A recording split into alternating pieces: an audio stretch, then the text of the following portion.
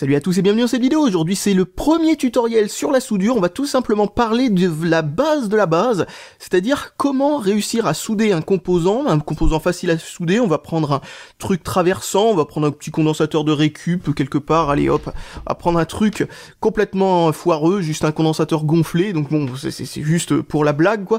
Mais ce qu'on va faire en fait, c'est qu'on va essayer de le souder à ça. Là c'est quelqu'un qui m'a passé cette espèce de petite plaque à prototyper donc, et dans un colis de fan, je sais pas, amusant, il devait en avoir une en trop, ou je sais pas, il n'avait pas besoin de cette taille, ou il voulait juste que je montre ça en vidéo, donc bon bah voilà, il a gagné son coup, parce que nous la voyons maintenant dans une deuxième vidéo, donc bon, je m'égare un petit peu, mais ce que je voulais dire, c'est que on va voir aujourd'hui les bases de la soudure, c'est-à-dire à quel point il est important d'avoir une panne propre quand on soude, et aussi ce que l'on doit utiliser quand on soude, la technique en fin de compte, hein, tout bêtement.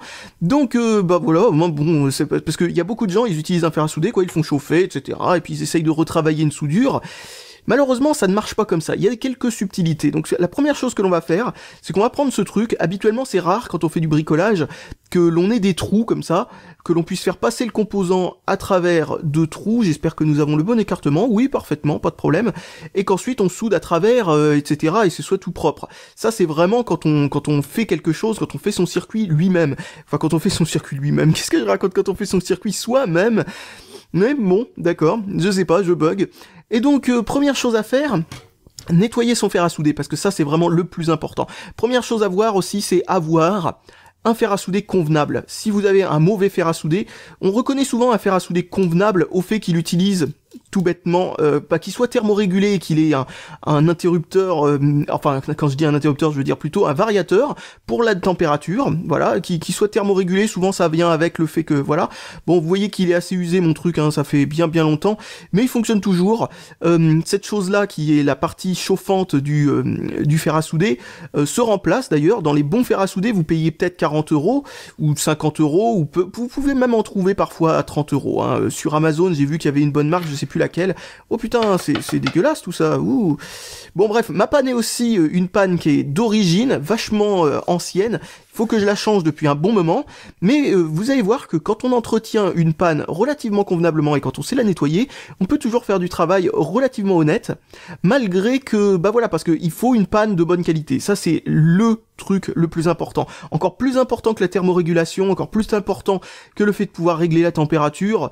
Bon voilà, le plus important c'est d'avoir une panne qui transmet la température, la chaleur donc de la pointe vers le composant, vers la pastille, on appelle ça une pastille souvent quand c'est monté en surface ou ce genre de truc, la piste ou peu importe, appelez ça comme vous voulez, où vous mettez votre panne pour faire chauffer et faire en sorte de faire fondre l'étain dessus et qui s'amalgame avec tout ça. Alors je sais pas si amalgamer est vraiment le terme, étant donné que il me semble que c'est un terme qui n'est valide que avec le... mince, c'est quoi le nom? Ah mince, j'ai perdu le nom. Avec le mercure. Donc voilà, alors que là c'est de l'étain bien entendu. Et vous avez plusieurs types de pannes, ça c'est la plus fine, c'est vraiment la plus importante. Avoir une panne fine est quelque chose d'important aussi quand on fait un petit peu d'électronique. Les pannes gigantesques là que l'on trouve sur les fers à souder non variables sont relativement chiantes. Donc si je me souviens bien comment le mettre, c'est plus facile si on le met comme ça plutôt, hein, bien entendu, pouf. Et ensuite on remet le truc par-dessus, tac, voilà, et ensuite on visse. Donc si on a envie de changer l'élément chauffant, ça se dévisse à partir de là, et on peut changer toute la partie chauffante. C'est pour information, la marque a fait celui que j'ai, c'est AOU, un truc comme ça. Oui, c'est ça, ça s'écrit A-O-Y-U-E. Et cette marque-là, c'était marqué sur le manche à une époque, mais ça s'est effacé à force. Et donc cette marque-là fait des, on va dire, des copies de fer à souder de chez Weller, qui est sûrement la meilleure marque, mais malheureusement, c'est aussi l'une des marques les plus chères. Donc, maintenant, de quoi avons-nous besoin pour tout simplement nettoyer sa panne de fer à souder? Parce que en fait, le problème, c'est que, bon, vous allez comprendre ce que ça fait. Je vais essayer de vous montrer ce que ça donne quand vous utilisez une panne mal nettoyée. Vous allez voir, c'est catastrophique. Donc, voilà une éponge. Bon, c'est une vieille éponge à vaisselle hein, que j'ai récupérée. Bon, vous avez juste besoin d'une éponge, toute bête, et de mettre un peu d'eau dessus. Bon, je vais en foutre partout parce que je fais ça devant la caméra. Habituellement, je vais à l'évier pour faire ça. Oh là, c'est n'importe... Voilà, bon, pile ce qu'il fallait pas faire. Génial, bon... Je vais pouvoir en profiter pour nettoyer le bureau avec des petits morceaux d'étain qui vont rayer le bois. Bon, bref, voilà, il faut que votre éponge soit humide. Faut pas que ce soit un étang non plus, même si là, c'est vers là qu'on se dirige. Et alors, certaines personnes sont pas très fans de cette technique parce que ça fait un choc thermique. Eh ben, je vais vous dire un truc. Je vais vous dire un vrai scoop aux gens qui pensent ça. Un fer à souder, quand vous le posez ici, vous voyez, vous avez une panne qui est à 400 degrés par exemple, ou 350 degrés, peu importe, vous le réglez comme vous voulez, et qu'ensuite vous le posez sur une broche, quoi, tout bêtement, et que dès que vous touchez la broche qui est, elle, à température ambiante, c'est déjà un choc thermique. D'ailleurs, si c'est pas un choc thermique, ça veut dire que votre fer à souder est tellement crade que la température passe mal de l'un à l'autre. Donc, n'ayez pas peur du fait que ce soit, que vous mettez ça voilà. Et puis, si vous vous demandez si ça va oxyder votre panne, alors si ça oxyde votre panne, c'est que vous avez une panne de merde, mes pauvres vieux. Donc ensuite, vous laissez chauffer votre fer à souder. Alors, en l'occurrence, je l'ai mis vers 400 degrés, voilà. Donc, bon, alors, pour information, on va dire que 400 degrés, c'est à peu près ce qu'il faut pour de l'étain avec du plomb. Il faudra peut-être pousser un peu plus avec de l'étain sans plomb. Et il faut aussi savoir un truc, la température que vous mettez sur le fer à souder, si c'est la thermorégulation est pas forcément géniale, vous devrez mettre plus fort si vous avez par exemple une carte mère ou n'importe quel PCB où il y a énormément de pistes qui sont reliées à l'endroit où vous allez toucher, ou carrément un plan de masse ou des trucs comme ça, parce que dès que vous allez toucher, ça va absorber la chaleur venant du fer à souder, mais d'une force, et ça va faire baisser drastiquement la température du fer à souder. D'ailleurs, c'est pour ça que dessouder des condensateurs, c'est vraiment quelque chose de chiant à faire. Donc, comment faire pour nettoyer un fer à souder? C'est vraiment la base de la base, hein. Je sais que certains vont dire que c'est normal. Vous mettez de l'étain un peu partout, et vous allez voir que si votre fer à souder est vraiment crade, l'étain aura beaucoup de mal à fondre sur votre panne. Et ensuite, vous brossez comme ça. Alors j'ai mis beaucoup trop d'étain, bien entendu, parce que je voulais vous montrer qu'il faut insister un petit peu quand le fer vient juste d'être chauffé et qu'il n'a pas été utilisé depuis longtemps, parce que vous aurez une panne qui sera extrêmement oxydée dans tous les sens, qui sera vraiment moche. Et ensuite, regardez un petit peu la panne, et vous voyez qu'elle est brillante et grise comme ça, bien belle comme ça. Ça, c'est que, bon, il y a peut-être encore quelques petits... Oui, je touche la panne avec mes doigts, je sais que je suis un petit peu un foufou. Mais, bon, faut savoir que j'ai la peau assez épaisse, hein. Donc, qu'est-ce que je voulais dire sinon à propos de ça? Oui, donc je viens de regarder, c'était juste des petites bulles d'étain qu'il y avait en surface, parce que des fois, il y a des tout petits points noirs et ça peut vraiment vous embêter, c'est un petit peu d'oxydation qui s'est fait. Donc, tant que la panne n'est pas clean, allez-y, et franchement, pendant votre travail, n'hésitez surtout pas à gaspiller un peu d'étain, c'est pas pour ce que ça coûte, à nettoyer la panne à chaque fois que vous voyez que vous commencez à bosser et que ça commence à devenir chiant, quoi, à souder, quoi, ça veut pas tenir, ça fait une sorte de mélasse, quoi, vous allez voir de quoi je parle si vous avez jamais soudé. Et donc bref, on va mettre ce composant en arrière comme ça. Et bon, c'est toujours embêtant comme ça, parce que bien sûr, quand on utilise des trucs comme ça, il faut ce qu'on appelle un objet qui s'appelle une troisième main. C'est une petite pince qui va tenir le truc comme ça, donc vous pouvez l'orienter comme vous voulez, vous mettez par exemple comme ceci, et ensuite vous passez le composant d'un côté, pendant que ça c'est tenu par une pince, et là vous aurez la deuxième main ensuite complètement libre pour faire ce que vous voulez. Là en l'occurrence, on va faire ça un petit peu n'importe comment, on va poser ça comme ceci, on va le mettre sur le côté, je pense que ce sera plus pratique.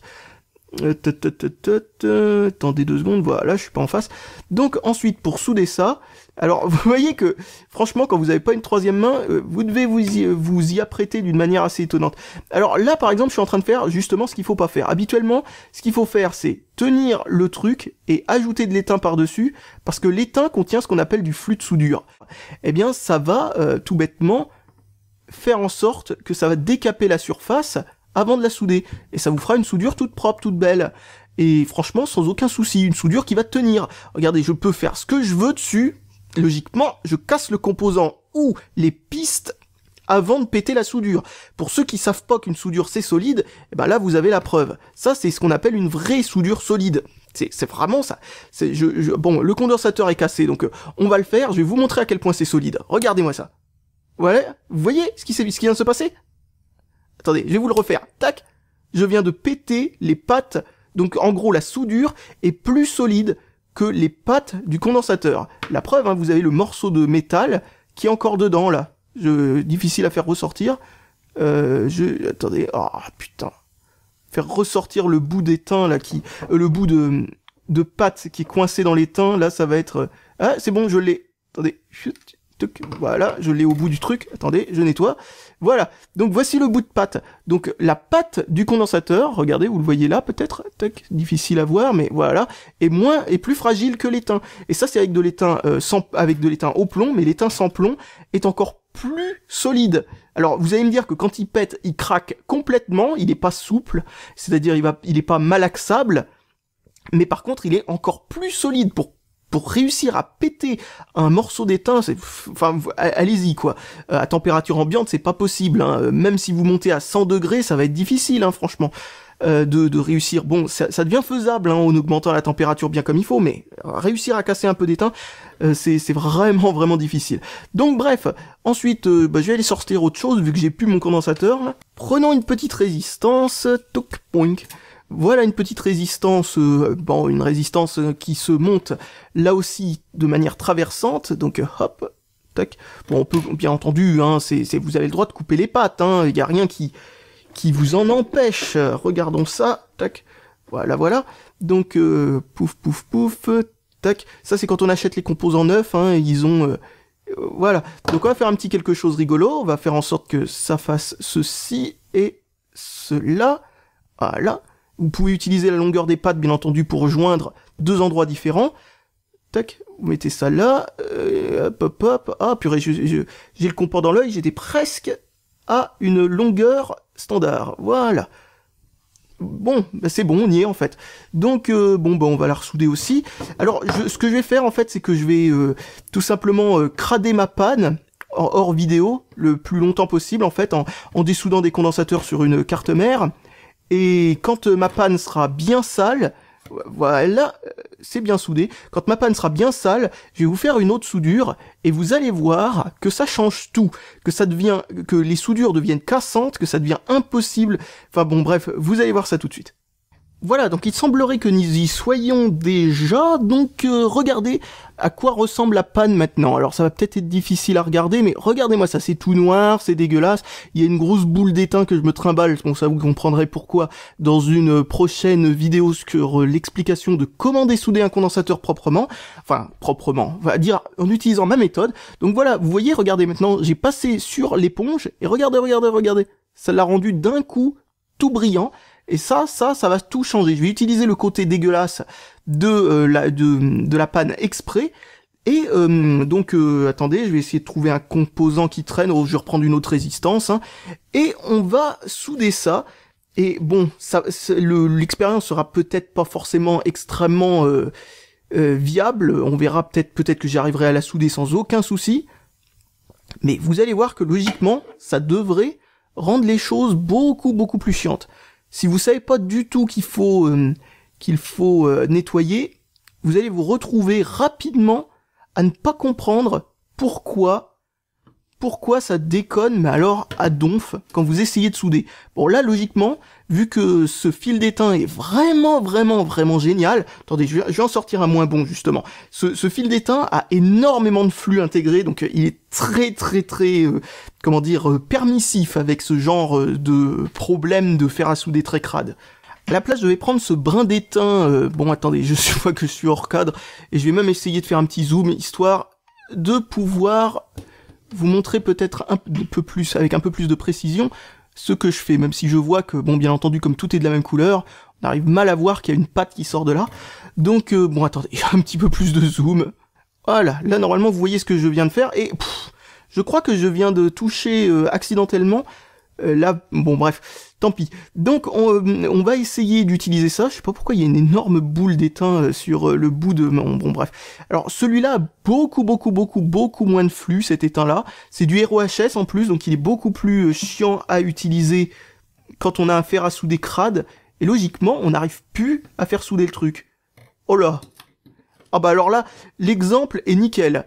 Trop d'étain est tombé dessus d'un coup, et je viens de faire une espèce de chose, mais moche à souhait. Et bon, je suis pas sûr qu'on ait une soudure cassante non plus. Non, a priori, même pas. Donc ça a réussi à souder à peu près convenablement. Mais bon, là, vous avez l'exemple même de ce qu'il faut pas faire et pourquoi il faut pas avoir 2 tonnes d'étain déjà qui traînent dessus. Mais ça n'a pas tant de rapport avec la crasse non plus, là, ce que je viens de réussir à faire. Bon, maintenant on va réessayer avec celle-là. Ouais, ouh, ça tient mal. Ouh, bon, bah là on a pile l'exemple qu'il faut. Regardez-moi ça, ça n'a pas du tout voulu tenir. Ça, j'ai réussi à avoir que le côté, là, parce que la chaleur se transfère supra-mal. Donc là, ouais, regardez-moi ça, ça fait une espèce de bouillie et tout ça, c'est horrible. Donc maintenant, on va nettoyer le fer à souder. Donc bref, maintenant que le fer est nettoyé, on va voir si on arrive à rattraper ça après coup. Donc oh là là, il y a 1000 fois trop d'étain. Et c'est pas le tuto où je vous explique comment dessouder. Oh putain, c'est dégueulasse. C'est dégueulasse. Mais là, vous voyez quand même que les soudures, d'un coup, sont un peu plus clean. Et là, ça a l'air d'avoir tenu. Malgré le fait que là, je viens de retravailler la soudure sans flux. Et retravailler une soudure sans flux, si vous savez pas ce que ça veut dire, eh ben, je vous expliquerai ça dans une prochaine vidéo. Je vous expliquerai tout bêtement l'importance du flux, ce à quoi ça sert, etc. Donc, bref, bah voilà, je pense que je vous ai expliqué un petit peu quelle est l'importance, je vais dézoomer, de nettoyer son fer à souder, peu importe si c'est une vieille éponge crade ou je ne sais pas quoi, c'est pas le problème. Logiquement, vous devriez pas... Voilà. Donc bref, un fer à souder propre, c'est important parce que si vous avez un fer à souder crado, toute la merde qu'il y a là-dedans, enfin sur la pointe qu'on appelle une panne, va se retrouver dans votre étain et ça va faire de la merde. Et ça va aussi empêcher la chaleur, comme je disais, de se transférer comme il faut. Alors du coup, il faudra pousser le fer à souder 3 fois plus chaud pour obtenir le même résultat, peut-être même un résultat bien pire. Et donc non, c'est juste pas comme ça qu'on soude. Donc bref, j'espère vous avoir aidé un petit peu. Alors bon, je prétends pas être le meilleur en soudure au monde, hein, bien entendu, il doit y avoir bien meilleur que moi. Mais malgré tout, j'espère avoir pu vous aider avec cette vidéo-là et avec les vidéos qui suivront pour essayer de vous, voilà quoi, vous donner quelques bases en soudure pour vous aider à réparer quelques trucs. Parce que ça peut toujours être intéressant. D'ailleurs, la vidéo suivante, c'est comment dessouder un truc. Et comment dessouder un truc, surtout les trucs les plus chiants à dessouder, c'est-à-dire les condensateurs sur une carte mère, sur une alimentation, sur des trucs comme ça. Et donc ça peut vraiment vous être utile parce que combien de fois ça s'est fait ça que dans une alimentation ou sur une carte mère, le fait que ça démarre pas, c'est juste à cause d'un condensateur gonflé et vous vous dites mais bon sang, mais quelle horreur, comment on fait pour dessouder ça? Alors première chose que je vous dis déjà, c'est que tout ce que je viens de vous dire dans cette vidéo est valable pour ce que je vais vous dire plus tard. Ainsi, le fait d'avoir un bon fer à souder est valable aussi. Il vous faudra un fer à souder qui soit capable de pousser un peu plus fort la résistance si toute la chaleur se barre dans tout le circuit. Donc il vous faudra un bon fer à souder. Je vous mettrai en lien dans la description quelques fers à souder que j'aurais trouvé par-ci par-là, notamment sur Amazon, pour pas trop cher, qui est le strict minimum qu'il vous faudra, parce que le petit fer à souder où tout est contenu à l'intérieur du fer lui-même, c'est pas bon du tout. Moi je parle du fer à souder où vous avez un bloc à côté, une sorte de petite base quoi, qui contient le transformateur et le truc qui permet de réguler tout le bazar, et le truc ici là ne contient que la résistance et c'est tout, avec la panne au bout et avec une panne convenable. Donc bref, ça c'est vraiment quelque chose d'important parce que pendant très longtemps dans ma vie, je me suis obstiné à utiliser ces espèces de grosses bouses que l'on trouve partout, que l'on trouve plus maintenant nulle part d'ailleurs, j'ai l'impression, mais autrefois qu'on trouvait partout dans les petits magasins genre Leroy Merlin et compagnie de bricolage. Et ben ces trucs-là, c'est juste la hantise de toutes les personnes qui veulent essayer de bricoler comme il faut en termes de soudure, et si vous n'avez pas un bon fer à souder, vous vous demandez ce qui va pas avec ce que vous faites, vous vous dites mais c'est pas possible, comment ça se fait que j'y arrive pas alors que ça a l'air simple et tout. Et ben la raison, c'est parfois juste l'outillage quoi. Bon ben voilà, je vous dis maintenant salut à tous et à la prochaine.